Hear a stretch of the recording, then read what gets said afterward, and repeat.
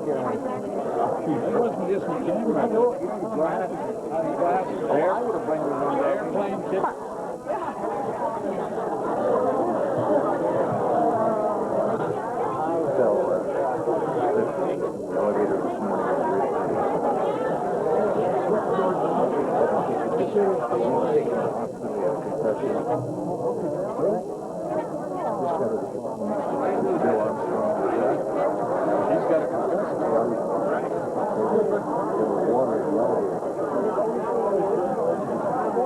We're going to get started in about 33 seconds.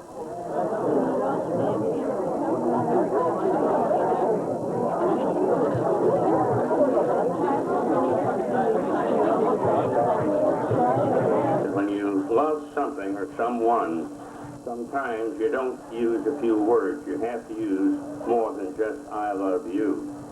So I'm going to say a few words, and I'm going to tell a couple personal stories about this outfit and hopefully what I think about you, all of you. Janet and I were ecstatic back in and making me the commander of the 21st Fighter Bomber Wing.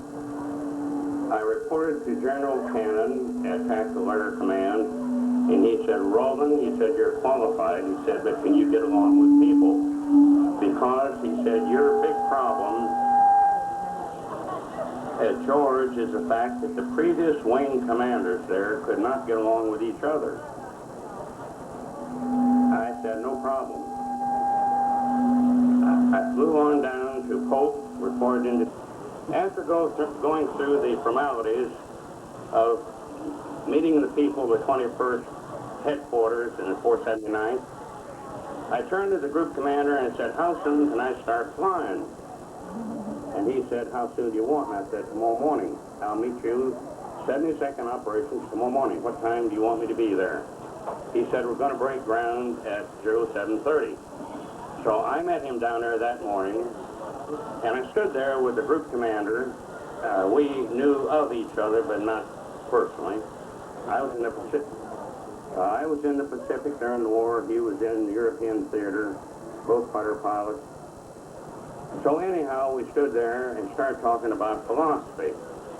In the meantime, the 72nd, which was the only squadron that was operational at that time, they were charged with the training of crew chiefs, flight maintenance people, and pilots. And the 531st and 416th were to come behind. And their pilots were flying with the 72nd. But one squadron was all we had in that wing. Two squadrons at that time were inactive. Didn't have any aircraft. The air base group wasn't there. The M&S group wasn't there. The hospital wasn't there. My only job at that time was to work with a fighter group and had one squadron of airplanes. The other two fighter squadrons were busy preparing the P-51s for transfer out and such. So I stood there talking with the group commander, and I was watching the people on the 72nd flight line get ready to launch the birds that morning, of which I wanted to be one of them later on in the morning. I didn't see the normal activity that you find around the fighter flight line getting ready to launch. Pilots, crew chiefs, people, all the equipment and the people that have to do with it. So I turned to the group commander and I said, "Paul, I appreciate your responsibility, and I also know mine." I said, "A wing is no damn good without cooperating, working together, unification of the groups in a wing." And I said, "A group is no good without squadrons that work together. A squadron is no good without flights that work together, and flights are no damn good without elements that work together." I said, "I fully believe in the cooperation of all units and activities in this wing in order to do the wing mission the best." He said, "What do you mean, Dick?" And I said, "I mean, for one thing, that I firmly believe in the crew chief, pilot, team is a part of a flight, part of a squadron, part of a group, part of a wing. But the basic fundamental weapon is the airplane, and the crew of that airplane is a pilot and a crew chief. He said, well, I disagree with you. And I said, well, be that as it may, I said, we'll talk about this later, but in the meantime, I want to watch you launch. So the pilots sauntered out, four of them, strapped themselves into the four aircraft. Nobody was pulling pins. Nobody was checking tailpipes. Nobody was checking intake ducts. Four pilots crawled up on four airplanes, strapped themselves in, fired up, didn't kick the wheels, didn't do anything that I was accustomed to doing, and away they went. So Paul and I continued our discussion. Well, the squadron commander and the three other birds got down to the end of the runway, fired up, and off they went. And we're standing there watching them like this. Just as the squadron commander broke ground, the left gun bay door on his F-86 blew off and went through the tail. Had it severed the tail, Chief, any further comments on the fact we're not going to have walk-around inspections? The point I'm trying to make is that it was a new aircraft in that wing, brand new. Our maintenance people were, a lot of them were fresh kids out of tech training. They didn't know all of the ramifications, responsibilities of crew chiefs, and you can't put on the flight chiefs and the line chiefs to teach every new airman every damn thing about his job. The pilot also teaches the crew chief part of that job. And in my time, I found that I many times went to a crew chief and said, hey, look, I don't want to ask this dumb question to anybody else, but can you help me on this? Or a crew chief would come to me and say, hey, Lieutenant, I don't want to ask that sergeant up behind there, can you help me on this? Or a bird might be not quite number one, and a crew chief would say to me, Lieutenant, would you take this bird and fly it? It's safe, but there's something wrong with it. Will you help me find out? In other words, I'm talking about a team made of two people, a pilot and a crew chief, and it works all the way up in every element of that wing. Well, Paul had disagreed, and we just got through having a major accident. I had to get into an airplane within the next 24 hours, fly all the way back to Hope Field. I report into the boss, sir, and had a major accident. My first day on the flight line. I was missed. I was a little bit more than missed. So, I merely said to the group commander and to the squadron commander, we are starting ground school on the crew chief-pilot relationship, the unification of effort, a cooperative effort among all members as of tomorrow morning. Well, the funny thing about it is I only relate this story because that same relationship that I was demanding in the fighter group extended in my books throughout the entire wing. And folks, it worked. Several years later down in Tripoli, when we get down there for gunnery, I would stand on the flight line and look like this, and you'd see pilots and crew chiefs, people out there working on the birds together. You see walk-around inspections, looking in tailpipes, looking in intake ducts, and checking the hydraulic fluid. It became a habit. So, I had only the job of a fighter group there as a wing commander at George, but we had a deployment to NATO ahead of us. Tactical Air Command and 9th Air Force sent many staff people out to George to inspect and look at our wing before we went anywhere. As a result of the maintenance that you people did and the flight safety that you people got, they said that the 21st Fighter Bomber Group was the best one in Tactical Air Command. And they selected the 21st Fighter Group to do the Goodwill Tour of South America. They had a new plan for forward rear base concept of fighting at a base hundreds or thousands of miles away, supported from the rear base. They selected the 21st Fighter Group wing to do that. We went on box kite. They selected the wing to go up to Alaska and to support Alaskan operations for weeks from airlift back at George. Our fighter group, our wing, was selected to help develop and test tactical air command's bare base, forward rear base concept. Lovely folks, that was the concept that TAC used until the new aircraft with in-flight refueling and all the rest of it came along. And one of the main single factors that made that fighter group number one was the fact that crew chiefs and pilots knew each other, loved each other, worked together, and it worked up the whole chain in the fighter group. So now we leave George and off we go on the Fox Able. Matt said that we had the most successful Atlantic flying of any fighter group that had come through there. Sure, we had fun, but we didn't have any real problems, and we didn't back up. So we get over to Chambley. I had gone to Chambley a couple months before, and what I saw was enough to make a strong man cry. Charlie Hoy and his people were doing their absolute best to get that base operational for us when we arrived. But you can't do things only so fast in France. No, believe me. Pontchartrain say the American Air Force people in Germany either didn't know, they didn't care, they couldn't do anything about it. So when I got over there, here was Charlie and his few people busting their tails to get ready for us. I could have gone back to George and been depressed, discouraged, but no, I went back and I called the people in the groups.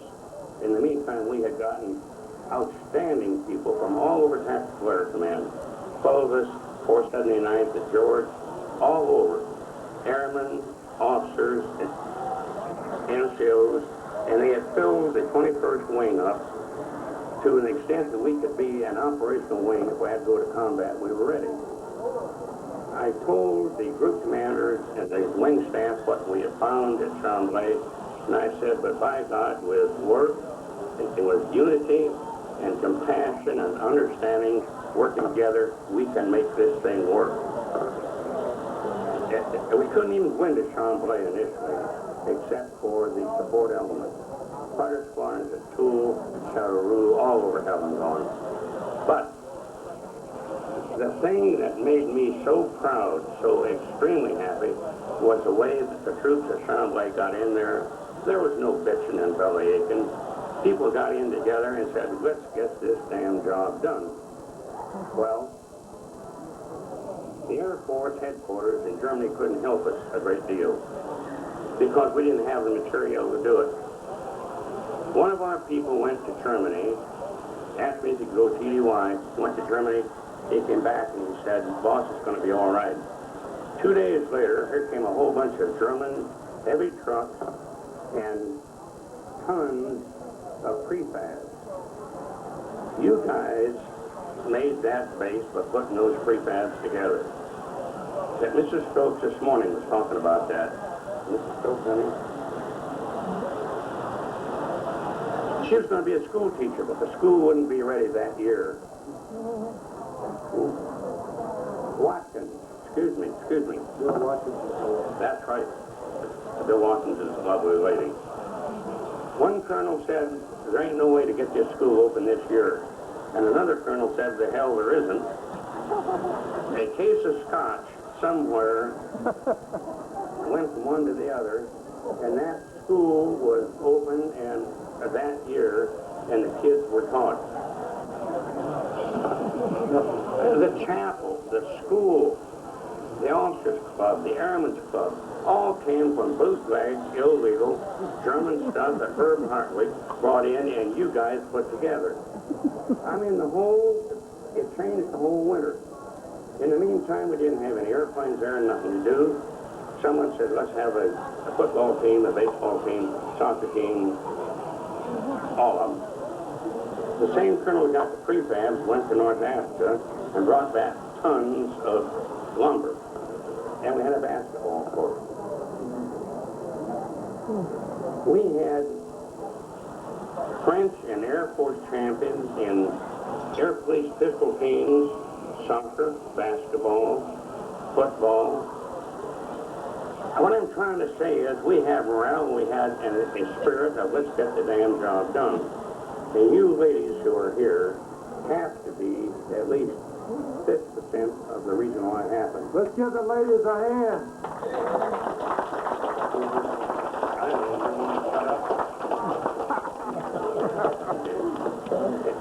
Anyhow, to make a long story very, very short, these men could not have done the job unless they had the morale to get it done. And you gals coming over there and putting up with it are the main reasons, one of the main reasons why it worked. Jenna and I love you. We appreciate you. We are proud to have been part of it. And thank you for letting us come to your reunion. Thank you.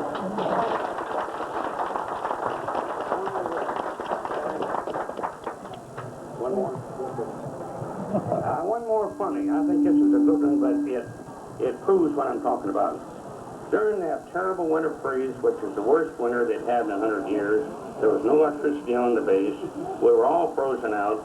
On a Sunday morning, well below zero, the sky was crystal blue, colder than hell. All of a sudden, at 7 o'clock in the morning, the door of my trailer was beaten on like this. Went to the door, and here was one of our sergeant's ladies. I believe it was Mrs. Wolf. She knocked on the door, and I'm wearing my robe, bathrobe. And I said, "Yes, ma'am, may I help you?" She says, "Colonel," she said, "I've got a problem, and I'm coming to you." I said, "What's your problem?" She said, "My dog's going to have puppies, and it's cold in my trailer." And I said, "Madam, I know what you're talking about. My wife is back in the bedroom. She's pregnant. She's about to have a baby, and she's cold, too." So she says, "But what do I do?" And I said, "Madam, we have space heaters in one wing of the hospital. It's heated. It's for cases just like this. Please, when the time comes, take your dog and the puppies down to the hospital, and the people will take care of them." What I'm trying to point out is damn few wing-based commanders in the Air Force ever would have a wife come up to them and say, "Hey, look, I got a problem." It means working together, and God love all of you, and that's what we did.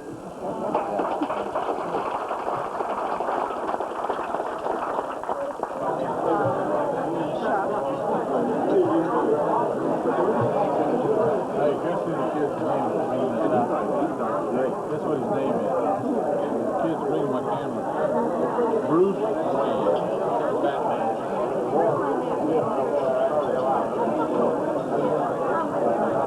Hey, Donald.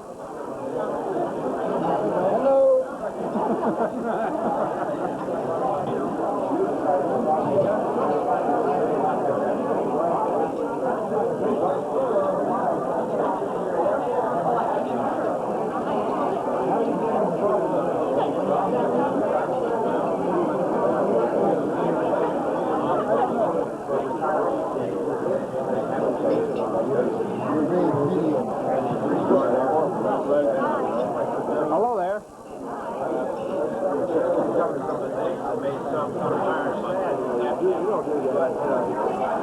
Some of it believed in and some of it hard to accept.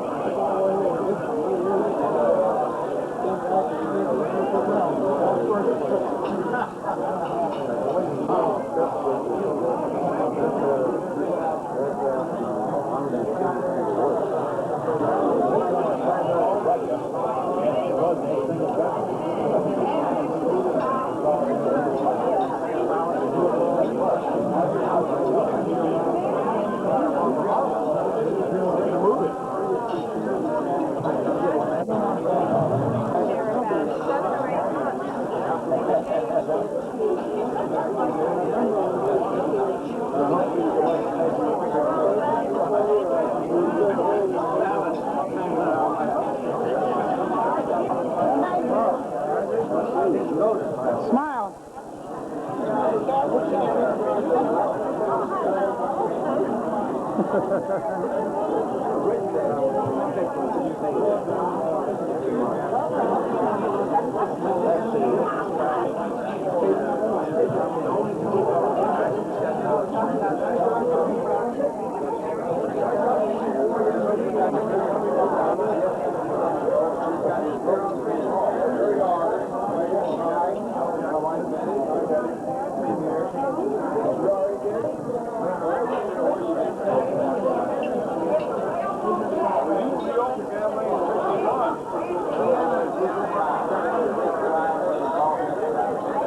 uniforms, but maybe you can forgive me for that. I believe that one thing united us at Chambley, and that was a sense that we were on the front lines and were truly defending our country. It was no secret that if the balloon went up, we were launched to planes, and then we were all on our own. We had our own perimeter defense, and I guess we were supposed to hold off the enemy until they got the aircraft launched, and after that, there's no telling what would have happened. And reading the Stars and Stripes, and all of a sudden I heard Russian being spoken. So I eased up off the stool and peeked through the crack in the door, and my God, there was a whole bunch of Russian soldiers out there. They had arms, and they were casually talking amongst themselves. And I kind of pondered my options. What could I do? And so I just kind of hunkered back down again and sat there, and I waited, and eventually all went back out in the hangar again. So I pulled my fatigue pants up, and I eased all thoughts of anything else for long gone, believe me. And I eased back out to the door and cracked it and looked out in the hangar, and everybody was nonchalantly working on aircraft. Nobody was upset, it seemed, and I looked, and there was one of the Russian officers talking to the CO. It turned out that this was a reenactment group that came around to the bases showing you what Russian uniforms and arms and stuff looked like, but I didn't know that, and I guarantee you it took some of the hair off of here and put some of the gray right there at that time. I can assure you that. Chambley, and one of them's here tonight, and of course I refer to nobody else but Cowboy Harris.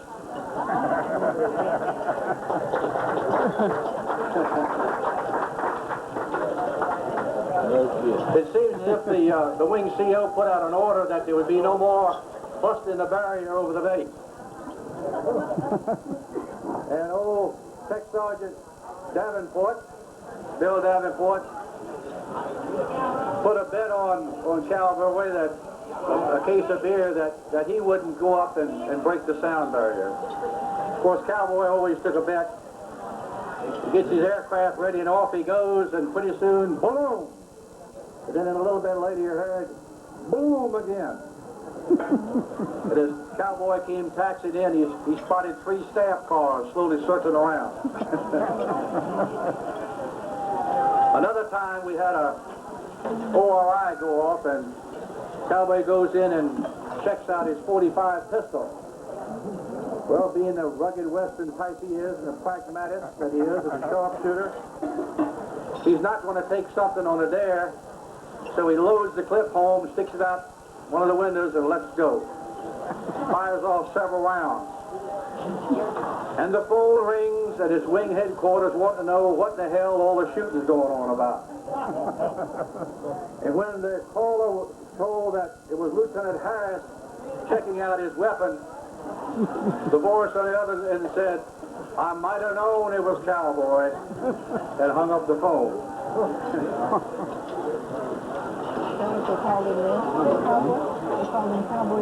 Yeah. When I went to Etain after Chambley, had to be standing out in front of the base ops one day when a mighty unusual aircraft appeared overhead. It was a C-121, but it had a different sound to it. And as it landed and came taxiing up, I noticed it had turboprops on it instead of the R-3350s that C-121s normally carried. Air police came running up with their chromed helmets on, and they formed an honor guard, and lo and behold, the commanding general of Air Materiel Command comes trooping off the airplane. So I'm standing up looking at these turboprops when the crew came off, and guess who was flying the airplane? You guessed it. It was Captain Harris. He had given up the dubious honor of being the senior first lieutenant in the whole Air Force and took on the job of flying a 121 with turboprops.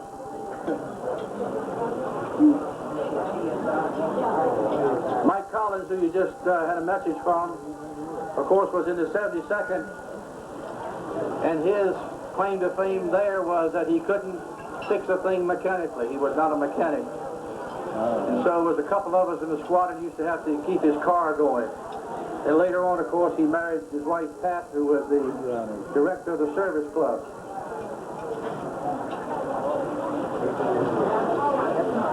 I remember the jambone sandwiches and the glass of red wine over at the Café de la Poste at Chambley.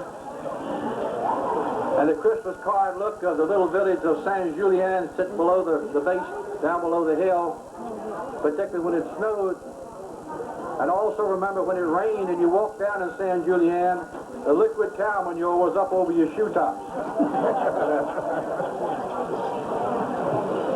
And those of us here who made the Met scene, and I'm not including Blaisdell over there, he never did anything like that, but those of us remember waiting for the late bus and the RTO down at La Gare.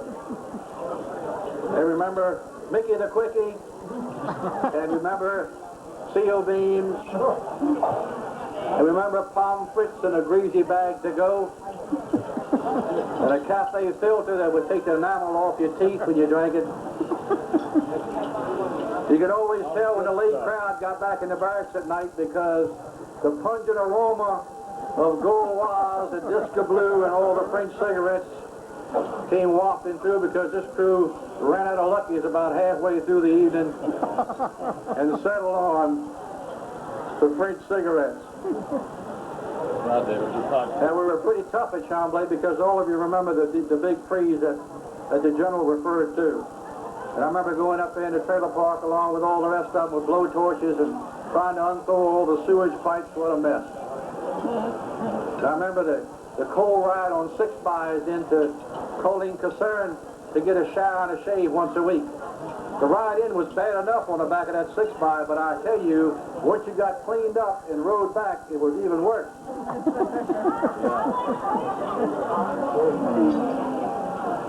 I remember base dedication day. It was raining, and we were all standing outside with our blue raincoats on that leaked through and turned your khakis blue when you got it off. We're standing out there at parade rest because the main man hadn't got there yet. It was an air vice marshal. And directly through the clouds came this little twin-engine British plane comes slipping through and lands, and he comes rushing up. And the poor French Air Force band that was standing out there with the old baggy wool uniforms on, soaking up every drop of the rain. And when it was all over, I had the distinction of escorting them down to the chow hall so they could eat. And lo and behold, that day was the day to serve sea rations on base dedication day. And I was apologizing to the French. I'm very sorry, the sea rations. They said, oh, no, no, no, no. Mais c'est délicieux. Compared to what those poor guys had to eat, the sea rations were really a feast.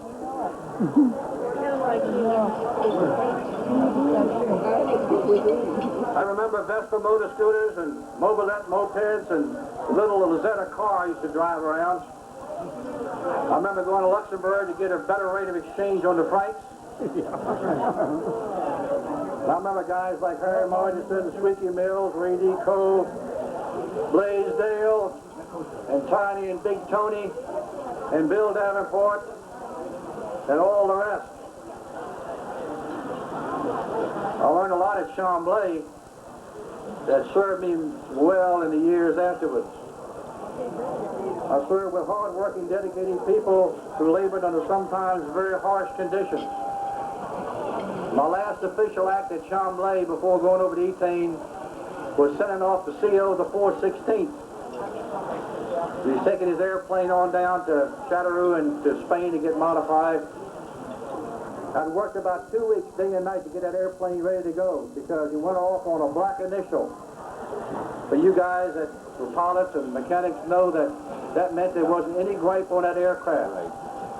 And Major Leo took that airplane from me and climbed in without even a walk-around inspection, and there were tears running down his cheeks. It was a highly emotional time, and he had never flown an airplane on a black initial before.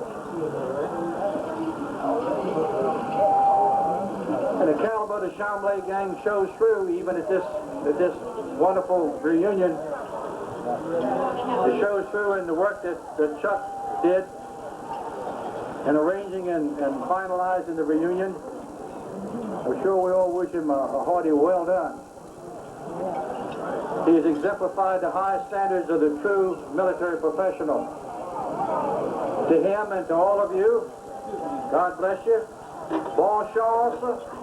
As we say in the Navy, may you have fair winds and following seas. Bye.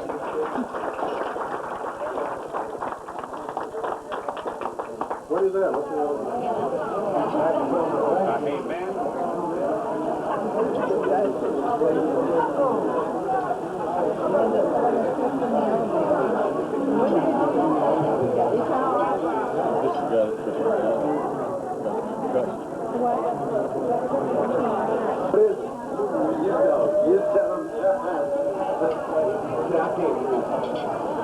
Well, it's a...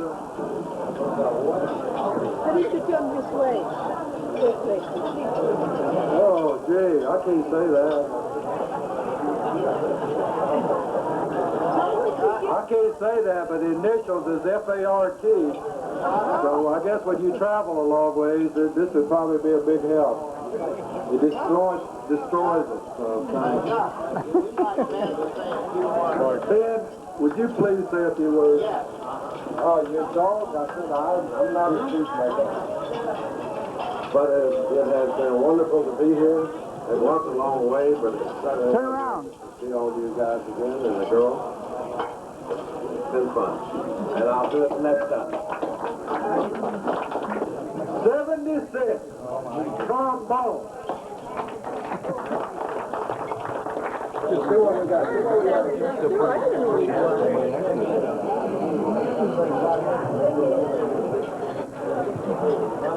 I noticed they were right next just like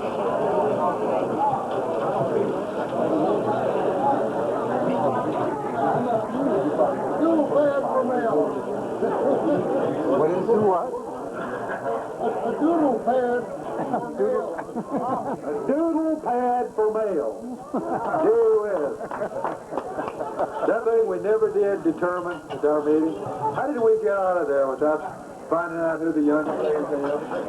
Glenn, do you have your ID card? What's your date of birth? 10/20/36. 10/20/36. Is anybody out there, any male out there that's born after 10/20/36? Any male? Well, Glenn, I'm going to have to open this myself because I was born on February 16th, 1937. I'm not sure. I'm the check mark. All right. Check his ID. I don't care if I'm the youngest or not, as long as I look the youngest. That's the main point. Just real quick, like, I'll tell you something about being this young and being a member of the 21st Tactical, what do we call ourselves? Tactical Fighter Wing? Okay. And this was, I joined the unit in July of 1954 at George Air Force Base, 17 years old. And I told General Rowland and I told Bill Davenport and a few other key people in my life, as far as I'm concerned, the cornerstone to my entire working life began with this organization at George Air Force Base and continued on at Chambley Air Base, where I was a crew chief on aircraft 243 and the Red Tail outfit. And every part of my work ethic throughout my working career, and I'm still working, unfortunately, one of these days I'll retire, I contribute the good parts of it to this organization. And I think everyone here had a part to do with me growing up. Thanks a lot. You get the award. Well, thanks for this gourmet nose picker.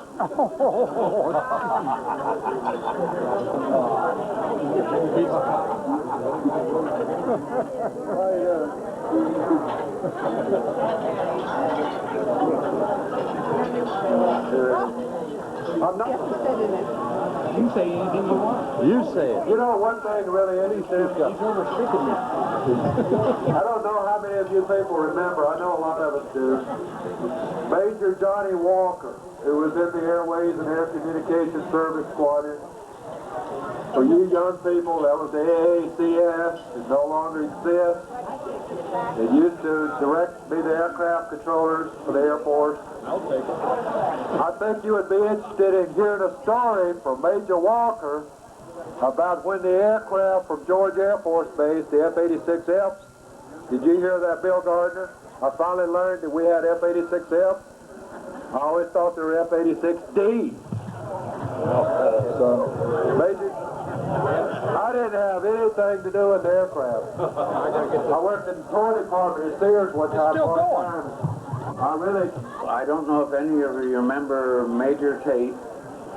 He and I took an L-13, went out and said, this looks like a good place to have a beacon. It's the only nav aid we can get them in. And we dropped a flour sack. And we went down and talked to the farmer who owned the place, and he said, oh yes, we'll be glad to rent you the land. We put a beacon in, and just what you can do when you have to. When they surveyed it, it was 100 feet off. That's all I wanted to say. But that's the way things were done over there. Thank you.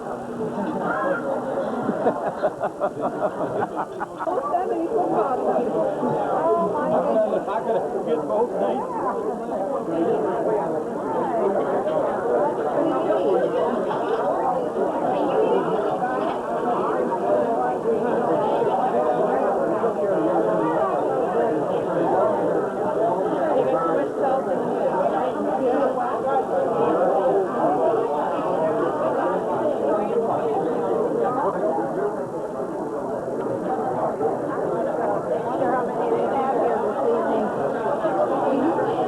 I wonder how many they have here this evening.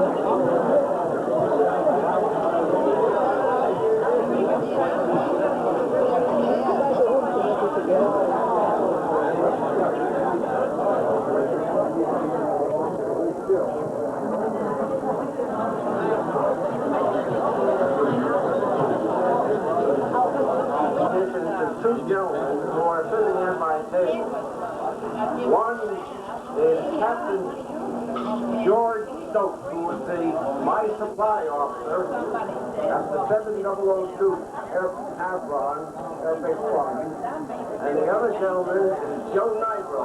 At that time, Lieutenant Joe Nigro, who was the personnel officer at my adjutant.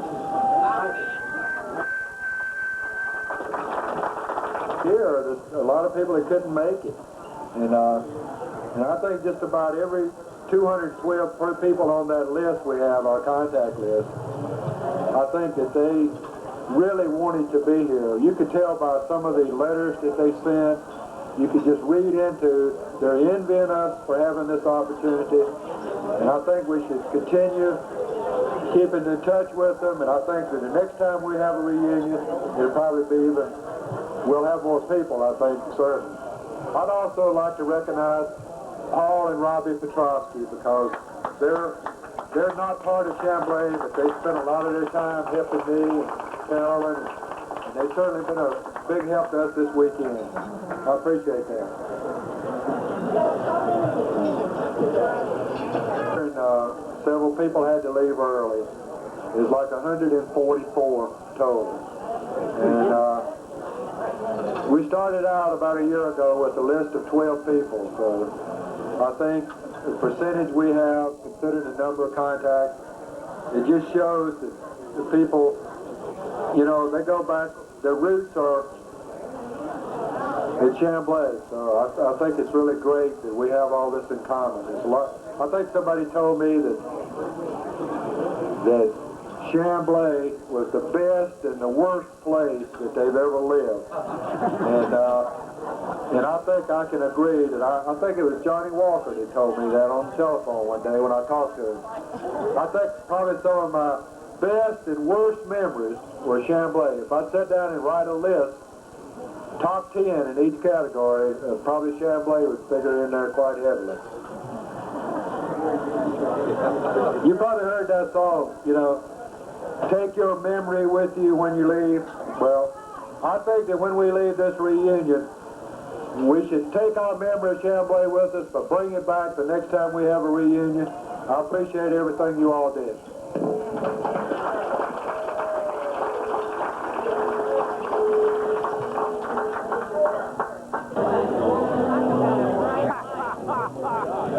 Smile. What? Hey, Paul. I got my bag.